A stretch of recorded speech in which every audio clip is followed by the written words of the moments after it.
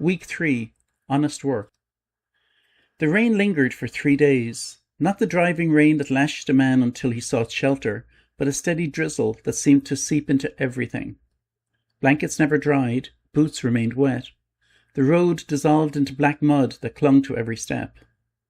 Sean no longer knew where one day ended and the next began. The family walked when they had strength and rested when they had none. The road had become their home. On the 4th morning, they reached the outskirts of a small village several miles from Cork. Smoke rose from chimneys. Children in clean clothes chased one another across a yard. The smell of fresh bread drifted from a baker's shop. Mary stopped walking. "Da!" Sean looked down. "I remember bread smelling like that." He smiled, though it hurt to do so. "So do I." She stood for a moment, simply breathing the air as though the smell itself might fill her stomach. Breed quietly took her hand. "Come on, love." As they passed the bakery, the baker emerged, carrying a basket of loaves, golden brown, still warm. The man glanced at the family, their hollow faces, their patched clothes, the mud that reached nearly to their knees. Without a word, he carried the basket back inside and closed the door. Sean understood. One hungry family would bring 10 more. No baker could feed them all. Still, the smell stayed with them long after the village disappeared behind them. By noon, Sean had made up his mind. "You stay here." Breed looked up from Liam, who was sleeping beneath a sycamore tree. "Where are you going?" "Cork." "For what?" "Work." She didn't answer immediately. "You've heard what everyone says." "I've heard." "There isn't any." "There has to be." He knelt beside her. "If I can earn even a few pennies." She brushed damp hair from his forehead. "You'll come back?" "I'll always come back." Mary ran over, carrying her wooden horse. "Can I come?" Sean smiled. "Not today." "Bring back bread." "I'll try." She kissed his cheek before he started down the road. Sean carried nothing except hope. It weighed less than the bundle on his back. Cork City overwhelmed him. He had visited only twice before the famine. Now the streets seemed filled with ghosts. Thousands of people wandered without purpose. Women sat against walls with infants too weak to cry. Men stood silently outside closed warehouses, hoping someone might need a labourer. Every corner held another beggar. Every alley smelled of sickness. Sean joined a crowd gathered outside a merchant's yard. A foreman emerged carrying a list. "I need 6 men." Nearly 200 stepped forward. The foreman looked over them like livestock. You. 5 more were chosen. Sean was not among them. Someone behind him pleaded, "My children haven't eaten." The foreman never looked back. The gates closed. Sean spent the rest of the day asking for work at the docks, at the timber yard, at the fish market, outside a cooper's workshop. Each answer was the same. "No, we've no need. Try somewhere else. There are 50 ahead of you."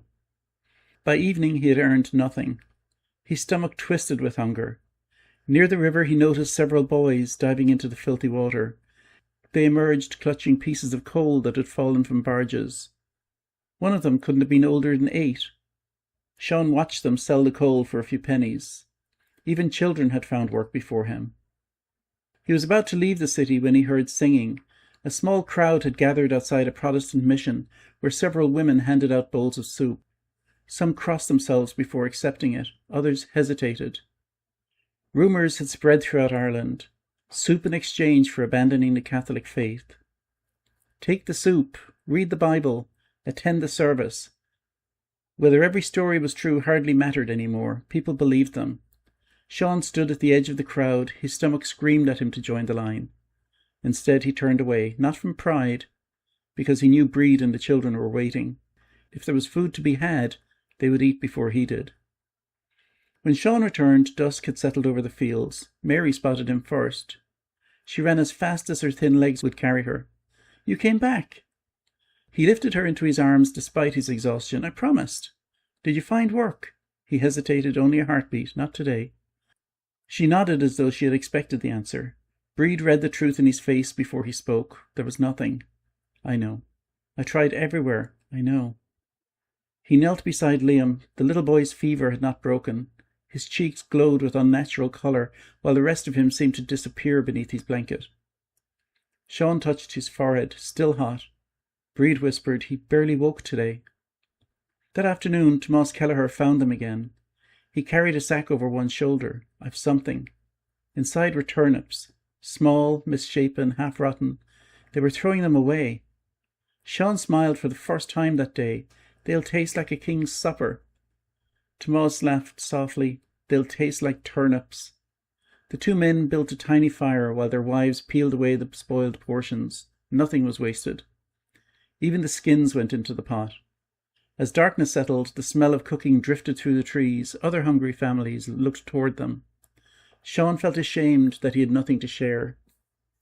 Tomás noticed, "You can't feed everyone." "I know."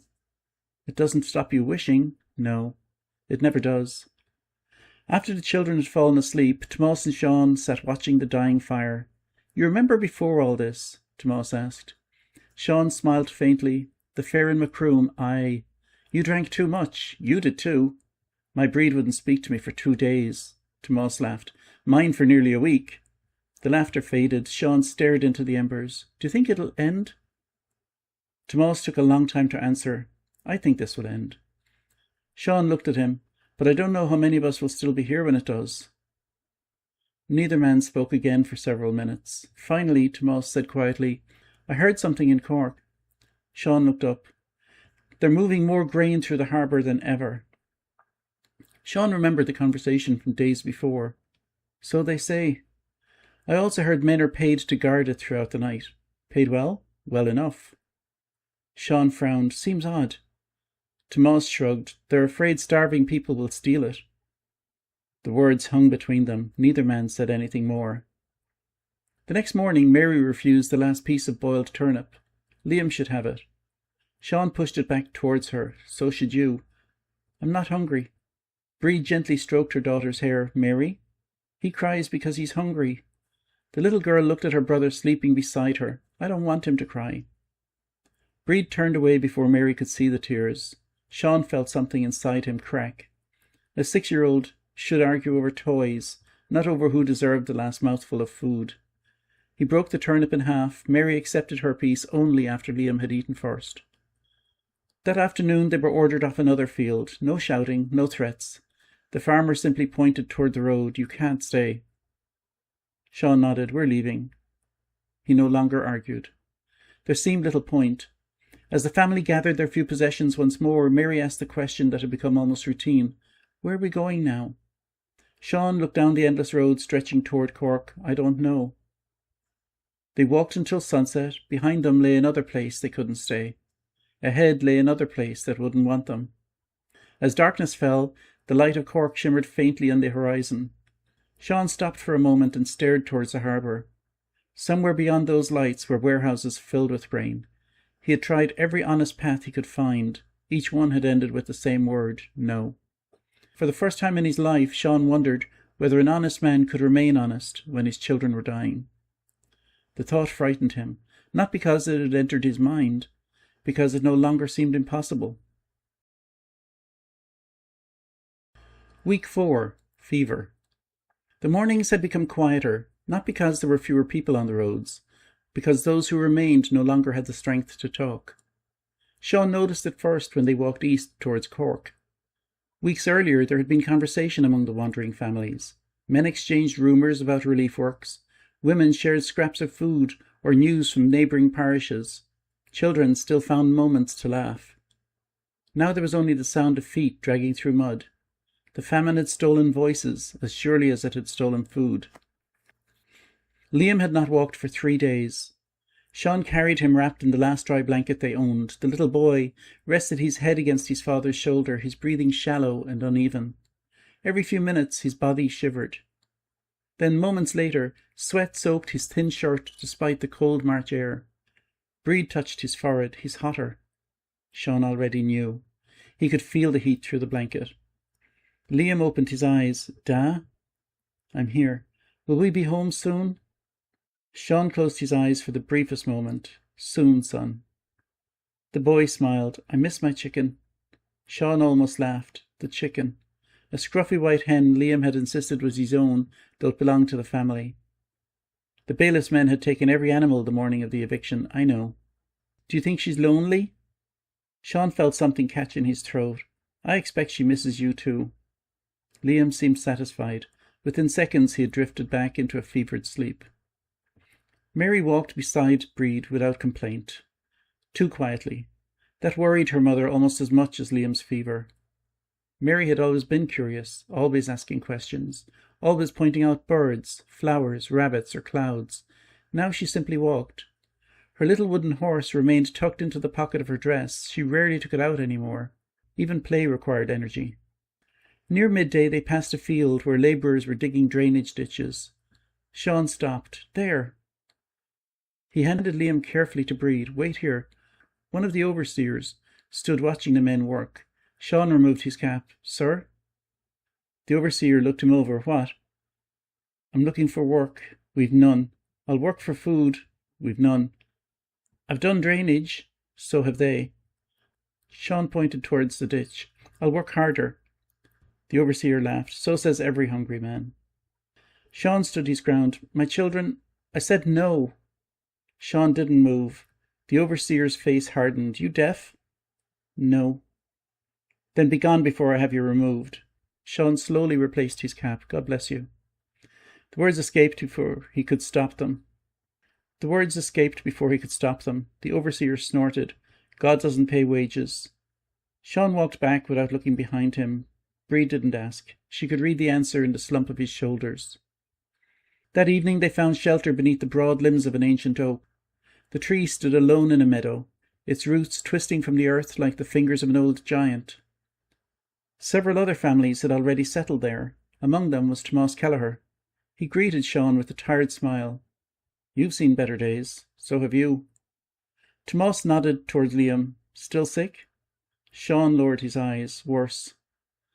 Tomás's wife, Nora, quietly crossed the field carrying a small earthen mug. It's willow bark. Breed looked puzzled. My mother used to boil it when the children had fevers. Does it work? Nora shrugged. Sometimes. Can't hurt. Breed accepted the mug with both hands. Thank you. There are no thanks between people like us. That night, Liam swallowed the bitter drink without complaint. Whether it helped or not, no one could tell. The next morning, Mary stumbled. Not once. 3 times. Sean caught her before she struck the ground. I'm all right. She wasn't. He lifted her chin gently. Her lips had lost nearly all colour. Dark shadows circled her eyes. When did you last eat properly? She frowned. I don't remember. Neither could he. That afternoon the family came upon a stream. The water ran cold and clear over smooth stones, and Sean knelt to fill the pot. Mary wandered a little way downstream. Da! There was excitement in her voice. Sean hurried over. She pointed beneath a clump of reeds. Cress. Wild watercress. Fresh. Green. Healthy. For several minutes the family gathered every leaf they could find. Liam even managed a weak smile as Breed washed them clean. That evening they shared the first fresh food they had tasted in weeks. It was little more than a mouthful each, yet it reminded them that the land had not forgotten them completely. After sunset, Sean sat with Tomás beside a tiny fire. Neither man spoke for some time. Finally Tomás broke the silence. My eldest, Sean looked up. She died in February. I didn't know. We buried her ourselves. Tomás stared into the flames. There wasn't enough strength to dig properly. Sean placed a hand on his shoulder. I'm sorry. Tomás nodded once. I keep thinking I should have done more. You couldn't. A father always thinks he could. Sean looked towards his own sleeping children. I suppose he does. Tomás hesitated. You've been into Cork? Aye. Did you see the harbour? Sean nodded. Only from the road. They say ships are loaded every week. I heard. Imagine. Sean shook his head slowly. All that grain. Sean said nothing. He was imagining it, more often than he wished. Later, after Tomás had gone to his own family, Breed sat beside Sean. I've been thinking. I know. The workhouse. Sean's jaw tightened. We've spoken about this. We have. She took his hand. Sean, I won't lose you. You may lose us anyway. He stared into the darkness. They separate the men. I know. The children from us. I know. There are fevers. I know. She leaned her head against his shoulder. But there's food. The words hung in the air. Sean couldn't answer, because she was right. There was food. Not enough, often poor, but more than the children had now. She looked at Liam sleeping fitfully, then at Mary curled around her little wooden horse. Finally, he whispered, "Give me 1 more week." Breed looked at him. 1 week. "I'll find another way." "What way?" He hesitated. "I don't know yet." She closed her eyes. 1 week. It sounded both impossibly short and terribly long. Near dawn, Sean awoke to voices. 2 men were passing along the road. Caught stealing oats. What happened? Transportation. Where? Van Diemen's Land. Sean listened as their footsteps faded. Transportation. He'd never heard the word before. 10 years. Sometimes 14, sometimes for life. Halfway round the world. Few ever returned. He looked down at Liam. The boy was breathing quickly. Every breath seemed an effort. Sean suddenly realized something that chilled him more than the cold morning air. He had begun measuring risks differently. Only a fortnight before, the thought of transportation had terrified him. Now, it frightened him less than watching his son die. He hated himself for thinking it, yet he could not stop. As the first pale light spread across the fields, Sean rose quietly and looked toward the east. Beyond the hills lay Cork Harbour. Beyond the harbour stood warehouses. Inside them, enough grain to feed thousands. He crossed himself. God forgive me. He wasn't sure whether he was asking forgiveness for the thought itself, or the fact that it was becoming harder to.